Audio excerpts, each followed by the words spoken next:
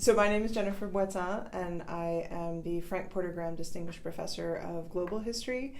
My training is in French and Francophone history, with European history and Middle Eastern history being sort of attached to that. But in terms of research, I actually work on West Africa, the Caribbean, and Southeast Asia, as well as France. Yes, so I trained in French history, but I ended up working on French colonial history. So for my first book, which was called Colonial Metropolis, that meant looking at West Africans and Antilleans, so from the Caribbean, who were in Paris during the interwar years. And then for the second project, I became really interested in how women who were traveling alone were perceived as dangerous, and the title they were often given was undesirable. And so it was interesting for me to try and understand what it was specifically about a woman traveling alone that made her undesirable.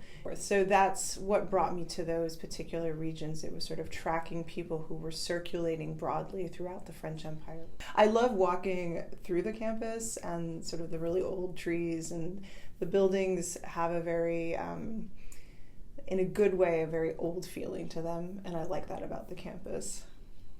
That people might not expect, I think probably pop culture, because I have a strange knowledge, not a complete knowledge, but a very strangely precise knowledge of various parts of pop culture. So that would probably be the surprise. Since I'm a historian, people might not expect it of me.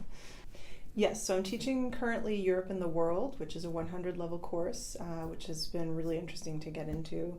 And I will be teaching 2 courses in the spring. One course is a freshman seminar, which I'm forgetting the exact title of right now, but it is on women and memory in 20th century Europe. I'm sure it has a more formal title than that.